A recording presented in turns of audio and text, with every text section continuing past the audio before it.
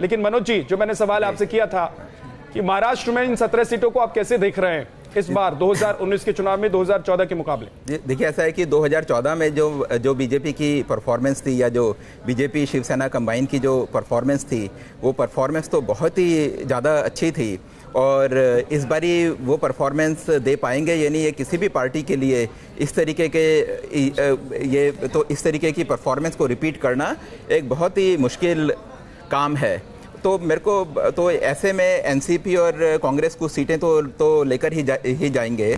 और जहाँ तक बॉम्बे का सवाल है, बॉम्बे में एक बड़े आश्चर्य की बात है कि यहाँ सारा ग्लैमर है, जीडीपी है, और आश्चर्य नहीं, मतलब ये एक बड़ी कॉमन सी चीज़ है कि ग्लैमर है, इंडस्ट्रियलिस्ट है, सारा का सारा हिंदुस्तान का जीडीपी का एक बहुत बड़ा परसेंटेज बॉम्बे से ही आता है। लेकिन वोटिंग परसेंटेज बॉम्बे में सबसे ज़्यादा कम है।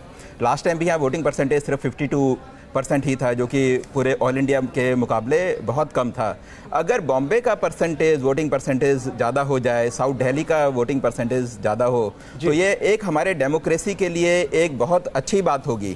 क्योंकि आपने देखा होगा कि हमारे डेमोक्रेसी जहाँ से स्ट्रेंथन होती है ग्रामीण क्षेत्रों से, जहाँ के लोगों को पॉलिटिक्स का डायरेक्ट असर पड़ता है अपने एमएलए से और एमपी से, जो डायरेक्ट उनका कांटेक्ट होता है, तो डेमोक्रेसी के पिलर बेसिकली वो ही क्षेत्र हैं। एक बात ये भी है मनोज जी, इन सितारों जी सर, एक बात ये भी है कि जिन सितारों को हम वोट डालते हुए देख रहे हैं, यही सितारे ब्रांड एम्बेसडर बनकर लोगों से अपील भी करते हैं कि आप वोट डालने के लिए पहुंचिए, लेकिन फिर मुंबई में भी वोटिंग परसेंटेज कम क्यों रह जाती है? विनोद जी क्या कहना चाह रहे हैं? नहीं, मुंबई में मैं भी होके आया हूँ। वहाँ एक दो चीजें हो रही, एक तो लंबी छुट्टी पड़ गई तो वीकेंड मनाने लोग बाहर चले गए।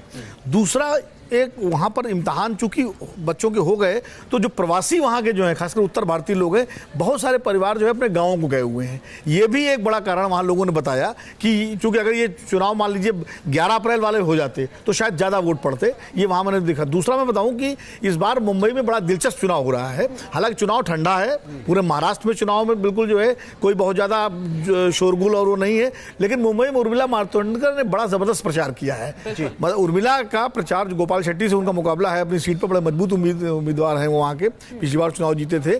और उर्मिला ने जिस तरह से डोर डोर कैंपेन किया है, और एक वहाँ बड़ा दिलचस्प है कि मराठी कार्ड चलाने की भी कोशिश हो रही है। जी, वो तस्वीरें भी हमने देखी थी चुनाव प्रचार के दौरान।